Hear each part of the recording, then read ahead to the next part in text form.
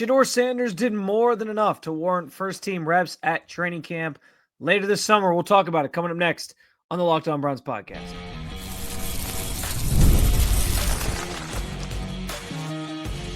You are Locked On Browns, your daily Cleveland Browns podcast. Part of the Locked On Podcast Network, your team every day. What's up, Dog Pound? I'm Spencer German, your host of the Locked On Browns podcast. I'm proudly covering your Cleveland Browns each and every single day in the land and on the road. Shedeur Sanders has earned first-team reps when training camp commences later in July. The Browns' greatest roster strength is their defensive line, and despite what Juan Thornhill says, there's no real revenge factor when he faces his former team twice this season. I do want to thank you for being every day at the Locked On Browns podcast, making us your first listen, of course, every single day. Remember, you can find Cleveland Browns content with Locked On Browns every week, Monday through Friday, guaranteed, with bonus content on some weekends as well, and it's totally free to you. Just hit that subscribe button wherever it is that you listen to your podcast, and of course, at the Locked On Browns YouTube channel, where you can also get involved in the show by sharing your thoughts on anything we discussed today in that comment section. This is your team, so be part of the conversation every single day. And today's episode is brought to you by Game Time. Download the Game Time app, create an account, use code LOCKEDONNFL for $20 off your first purchase. In the vein of sharing my post-minicamp quarterback depth chart at the end of last week, I do think that Shedeur Sanders is ready and deserves, frankly, to take first-team reps when training camp comes around. Now, I'm not saying that you put him out there against the Philadelphia Eagles necessarily. Now, granted, that'll be like 3 weeks into training camp, so maybe by then he'll have earned the right to do that too. But I'm not saying like he's the first guy up when you do 11 on 11s, day 1, 2, 3, 4, 5 at training camp. I'm not necessarily saying that. But he's the one quarterback that we didn't get a chance to see take reps with the ones. And frankly, like if we want to get the best picture, the clearest picture of where he's at as he adjusts to life in the NFL and he plays with the best players in this sport at any level. You know, Myles, Garrett on the first team. Like, how does he handle a defensive line bearing down on him? How does he handle Myles Garrett coming off the edge and knowing you got to speed your clock up? We need to see those reps to kind of get the full picture of where he's at. And listen, I understand why the Browns didn't give him those reps just yet. I would have liked to see it. I was actually hoping going into day 3 of minicamp last week, I was hopeful that they were going to give him some finally, and that it had kind of been this slow burn, right? Gets there in April, rookie minicamp is in May, and they were sort of easing him into things, and that's why I understand like why he didn't take them to this point. They are easing him in. And they want him to get completely acclimated to the offense, completely acclimated to the playbook. They want him to be comfortable. They want him to know the ins and outs of everything they're trying to accomplish and be focused on they want him to be focused more on the details and what he's trying to accomplish rather than just straight up what the results are. But my thing is, he's done those things. He has been focused on the details. He has shown that he can do the little things and still get the results, right? And he has done them at a high level with the units that he's played with, which has largely been the 3s, the 4s, and the 2s in a smaller capacity. But every time he's been out on that field, at least during minicamp, whether it was with the 3s, the 4s, the 2s, whatever, it felt like it was the same results every single time. I talked about the really impressive throw on day 2 of minicamp where he looks left, throws back to Brendan Bates right over the middle of the field, and it's for a touchdown, like manipulating the defense. That was against the 2s, by the way. Like, that's the type of stuff that we've been seeing from him. He is progressively just I said it last week. To me, he was the most consistent quarterback of the 4, and and that comes with the context of, again, who he was going against. So totally get where I'm not going to sit here and put him ahead of Joe Flacco, for example, at this point, like which I didn't do on my depth chart. Like, I can't make him QB1 based off of reps against the 2s and the 3s and the 4s. But that's my larger point here. I want to see him against the 1s. I want to see him out there with the top defense, bearing down on him, and the top offensive player like before we crown him anything good, bad, or otherwise. And I do think he's going to be able to succeed at it. I think, and that's the thing, like if he just continues to make progress, even with that group, and he looks the same as he did at minicamp with the lower groups, with the ones, like he is going to just continue to ascend up this depth chart and make it a very difficult decision for the Browns by the time training camp wraps up. Now, I still think as a whole, the organization doesn't really want either of these rookies to play week one. And they can always fall back on the excuse of, well, they're rookies. We trust Flacco or we trust Pickett more. That's always an easy thing for them to sort of bank on when it's a rookie and they don't want to throw them in the fire too soon and let them sort of learn on the fly or do trial by fire and then potentially ruin them. But I think Shedeur has a chance to like make this conversation interesting if he gets those reps with the ones and he has the same success that he did with the 2s, the 3s, and the 4s. I have confidence he can show you something, but I got to see it. We all got to see it before we can actually judge that wholeheartedly. And so I think based off what he showed at minicamp and what he has shown through this entire process, and by the way, this goes for off the field as well, how he's handled the spotlight of being Shedeur Sanders and all the pressures that are coming with this situation where it's like, hey, he's expected to be great. And, there's a lot of, he's a polarizing player. I've said it. Like there's just a lot of extra attention that comes with it. And he's handled that well. He's handled the media well. He has handled being selected in the 5th round, which was a slight. I mean, everyone agrees he should not have been a 5th round pick. He should have been a day 2 guy, and circumstances that played out during the pre-draft process, fair or unfair, hurt him in terms of where he ended up getting drafted. But he hasn't, he doesn't harbor any ill will. He has said all the right things. He's done all the right things. His message has consistently been, I am here to work. I am here to study football. I am here to get better. I'm here to become the best quarterback I can be for the Cleveland Browns. And like, I think by nature, like just in the way he's handled the off the field stuff, the way he's handled the on the field stuff, the opportunities he has been given, he's made the most of, which is what I've continued to say he needs to do. If Dillon Gabriel can get first team reps like he did in minicamp, and I understand the Browns took Gabriel first. So whether you want to buy into or continue to talk about where they were drafted, and as much as the Browns are going to sit there and say it doesn't matter where you were drafted, it's about what you do with the opportunity now. They liked Dillon Gabriel more than Shedeur Sanders, or else they wouldn't have taken Dillon Gabriel before Shedeur Sanders. That is just a fact.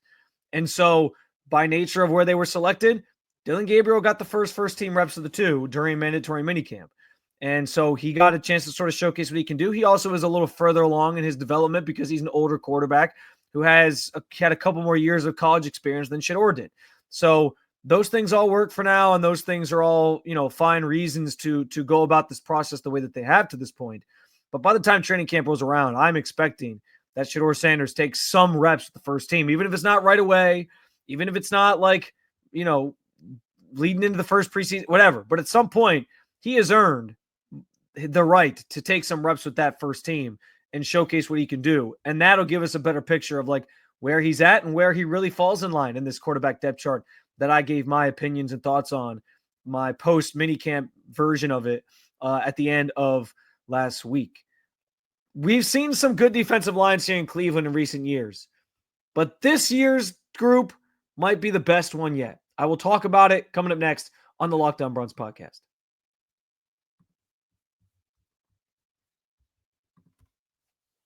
There's nothing like the NBA playoffs, the intensity, the buzzer beaters, fans losing their minds. It's the kind of atmosphere you must experience live and in person. And this year's matchups have been delivering, including this championship level where it's the Thunder and the Pacers, 2 really good teams, 2 deep teams. If you want a chance to go see those 2 teams play live for a title, Game Time makes it fast and easy to get seats. Even for the biggest playoff games, prices on the app actually drop closer to tip-off.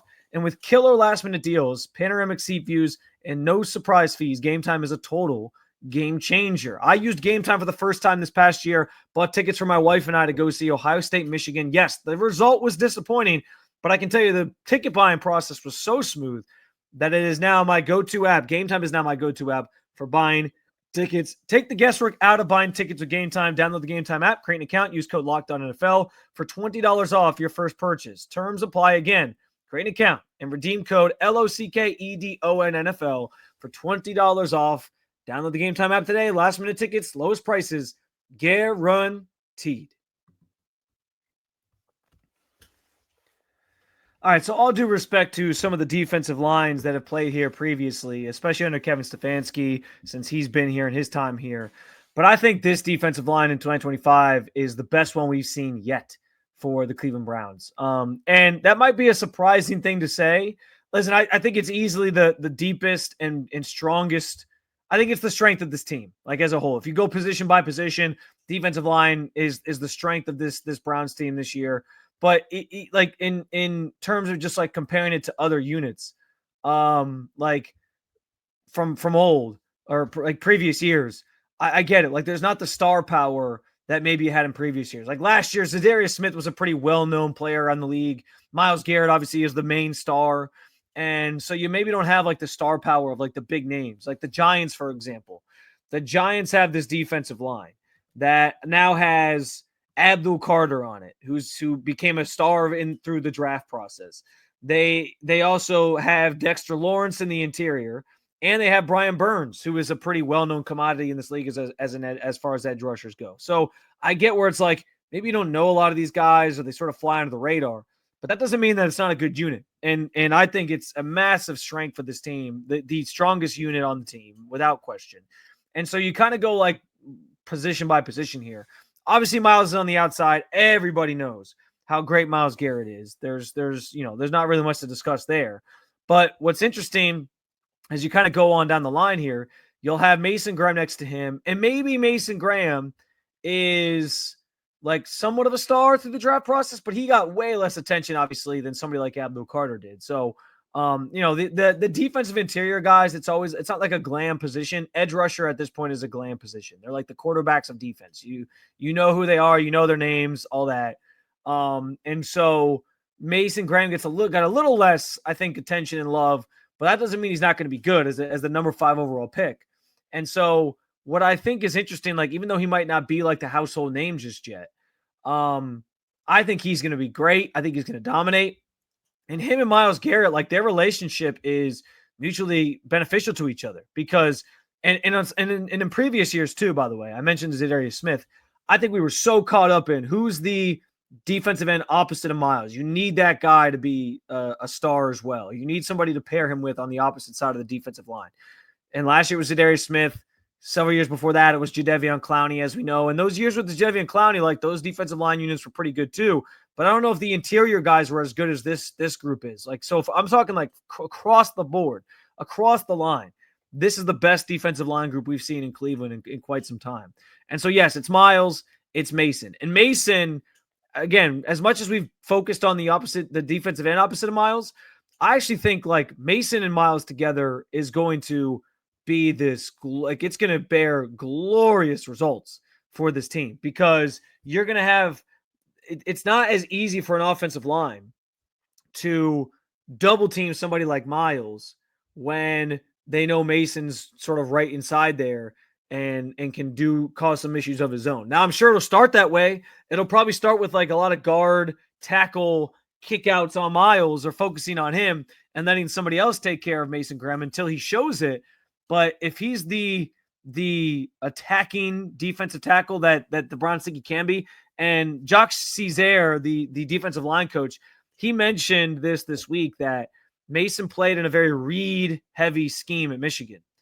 And you still saw him penetrating. And that told you, like, okay, if this guy can penetrate in a system where he's being asked to kind of like read things and not attack, just imagine if we get him in a system where he's being asked to attack, which is what the Browns are obviously running under Jim Schwartz, an attacking defensive line concept.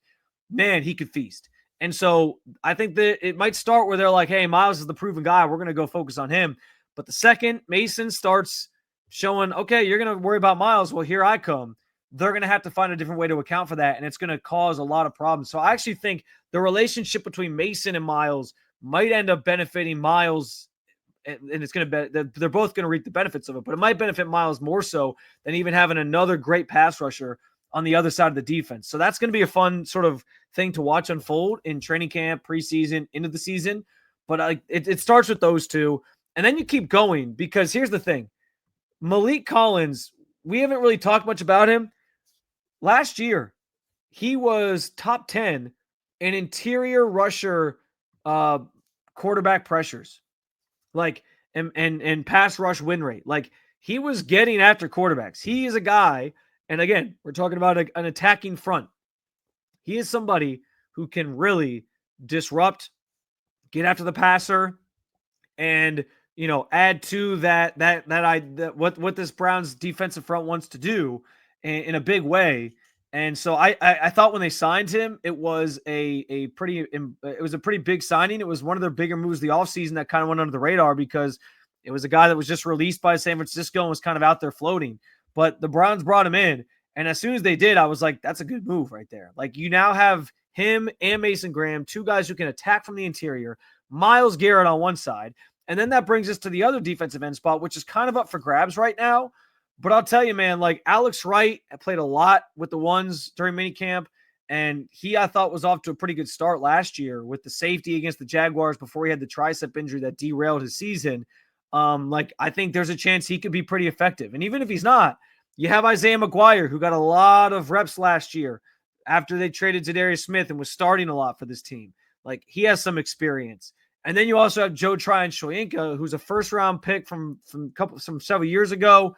Maybe hasn't looked like a first-round pick quality player, but during minicamp, I know he was running a lot with the twos, but he was in the backfield a lot and was making some interesting plays and making some things happen. So I feel encouraged by, even if you don't have a set guy there, or you have a set guy, but it's a lot of rotation, which Jim Schwartz does anyway, you have a good cast of guys that you can rotate in. Like, there's three options that you can play at that defensive end spot opposite of Myles if you want to. And then on top of that, like, we haven't even got to Mike Hall yet. We haven't even gotten to Obo Okoronkwo, who I know maybe had like a down year last year. And listen, I don't know that this defensive line group, like all these, there's going to be some odd people out. Like, not all these guys can make the team. I'm pretty sure Mike Hall will. Shelby Harris may not. Like, he might have to just kind of be like a casualty here because they don't have enough bodies. Juwan Briggs probably doesn't make the 53-man roster, but I'm sure he'll still be somebody they try to keep on the practice squad. Like, they have options, and they're super deep right now. And at this level, of course, like really any level of football, having a deep defensive line, having a rotating cast of characters, having a number of players who can contribute for you, all those things are huge. And Jim Schwartz has always prioritized rotating guys up front. He has a lot of different bodies that he can throw at or mix and match with. I'm excited for that group, man. And I think just from watching them play, and again, it's helmets, no full pads. I can't wait to see what somebody like Mason Graham does once they're in full pads and like sort of showcase what he brings to the table from a skill set standpoint. Because you see it in spurts, his get off, all those things. But I want to see, like, okay, pads are on. Guys are bashing each other. What is he going to do? So yes, it was just with helmets, but this is a very fierce, quick group up front, easily the strength of this team going into the 2025 season. And it's going to be sort of the anchor of why this defense should be really, really good yet again. And if the offense again can complement it and just give you some competence and have a really good run game, maybe the Browns can surprise some people. We'll see. But yes, the defensive line, best unit on this team, and I think the best defensive line we've seen from the Browns in recent years, even understanding they had some really solid groups here in over the last several seasons. Myles Garrett, of course, being the headliner of that, and that helps. But, man, I'm excited for sure to see what that group does once the full pads get on and once training camp sort of opens up here. So it's no wonder Juan Thornhill is no longer here. He just doesn't really seem to get it. We'll talk about it coming up on the Locked On Browns podcast.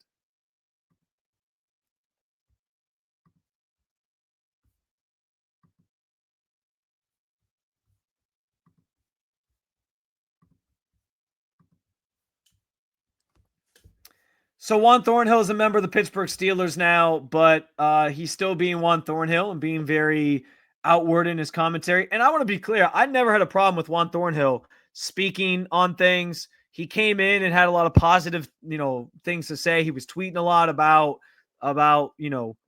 speaking into existence how good this defense was going to be. And he was right that first year. He couldn't stay on the field.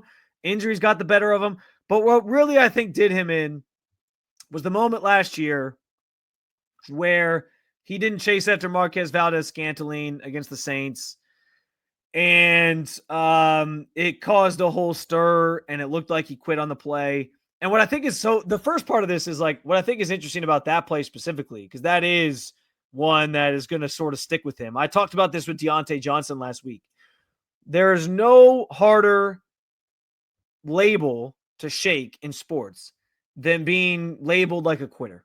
If you're labeled a quitter, and Deontay Johnson he refused to enter a game. So on the outside looking in, everyone thinks, okay, he quit on his teammates. Like, who does that? And so Juan Thornhill, like he gave up on the play. He gave up on the play. And he admitted that he gave up on the play in real time. I gave him a lot of props for that. But what I thought was interesting was he was asked about it in a recent press conference with Steelers media, and his answer changed. Like back then he said, well, I knew that I had played with Marquez Valdes-Scantling. Like I knew how fast he was, and he's got 4.40 time. Like I wasn't going to be able to keep up with him. So I just kind of let him be, and I let him score. Now he was saying in this press conference, I was exhausted. I mean, players get tired. If you play a long series and you're continually running all the time, you're going to get tired. And it got caught on camera, and it looked like I was jogging. I wasn't trying to jog. I was trying to run. So he's now sort of backpedaling to like, no, I was trying. I was trying really hard on the play. But I also, didn't. But he did admit it was a bad moment. He did admit it was a bad moment. He said he didn't like that it got caught on tape. He said it bothered him that he was being perceived a certain way because of it. And so, he's got, I guess, he said it's like one clip that now defines him. But again, that's on him. He made the decision not to chase after him on the play, even though I guess now he's saying he did chase after him hard on the play. And so that brings us to the real thing I wanted to get to, which was in this same conversation, he was asked about playing the Browns twice a year. And I will preface this by saying he starts the quote with, I ain't got no issues with Cleveland. So there should be no ill will. There should be no hard feelings. It didn't work out. I mean, if anything, there should be more hard feelings for the Browns towards Juan because they invested in him and he basically, didn't reciprocate it on the field because of not just that play, but just moments. Like he just didn't, he was all over the place, and he ended up panning out as a very good player here. Now, the second part of this quote, though, is what I wanted to get to, because he then goes on to say, I'm not worried about them, but they definitely got to see me 2 times a year. I'm excited about the opportunity for sure. So he's excited about the opportunity to face Cleveland twice, and he throws in there that they definitely got to see me 2 times a year. And I just don't know, like, is that supposed to be like some – are the Browns supposed to be like worried about facing Juan Thornhill twice a year? Like, I get being worried about facing the Steelers twice a year because the Steelers have been a bugaboo for this franchise for years to come. And so, like, he may very well end up on the winning end of those 2 games because just by nature, the Steelers tend to beat the Browns, especially at home. The Acrisure Stadium, I think I have that right, is what it's called now. All these new stadium names, I get them all confused. Is like a house of horrors for the Cleveland Browns. So yes, he might end up winning 1 game, maybe both games. But I have a hard time believing it's going to be like because of him. Although it would be the most Browns thing ever that Juan Thornhill ends up there and then he makes like the game-winning pick 6 or something to help the Steelers win, and he makes more plays for the Steelers than he did for the Browns in that very moment. But what I also just don't get is like, and I guess on some respects, like I don't want to take the quote out of proportion either, because he did say he has no, hard feelings towards Cleveland and there's no ill will there. But there's no revenge factor here. Like I just don't really get where it would even be suggested that like there's a Juan Thornhill revenge against the Browns conversation here, because like the Browns didn't do him wrong. The Browns paid him to be a certain level of player that he ended up not being. And then he's jogging out there on the field in certain games against certain players in certain teams. And it's a bad look for him. Like any ill will would just be from the fact of like how the fans viewed him. And he did that to himself. So there's no revenge here because it didn't work out. I think he realizes that. Like it didn't work. It was a waste of money for the Browns in the long run, but there's not really like a revenge thing here where it's like, oh, we got to play Juan Thornhill twice a year and he's going to really step his game up when we play this Pittsburgh Steelers because he wants to stick it to us. Like, there's no sticking it to the Browns.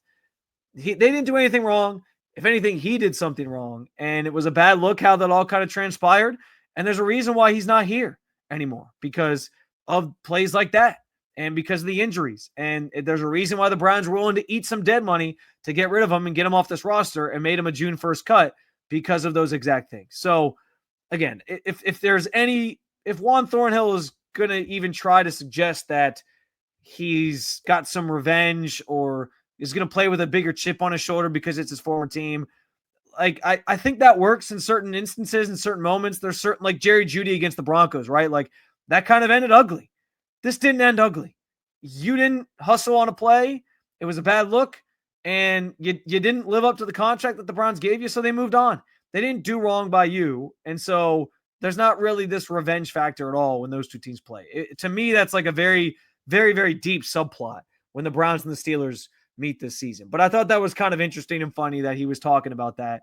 And then he gave some quotes about being excited about playing the Browns twice a year and how, oh, they're going to have to see me twice. Okay, well, they'll see you jogging as Jerry Jeudy runs to the end zone then maybe. I don't know what that's supposed to sort of mean. But regardless, another episode Down With You Dog Pound. Thanks for joining me as always to talk about your favorite football team. We got more to come this week, including can this draft class change Andrew Berry's reputation as an evaluator of talent, specifically when it comes to the NFL draft. Make sure you hit that subscribe button. Make Locked On Browns your first listen every day. For your second listen, check out Locked On NFL Scouting, or keep it local, as I always remind you, check out Locked On Cavs or Locked On Guardians. Thank you for being an everydayer at the Locked On Podcast Network. I will talk to you again real soon, Cleveland. See ya.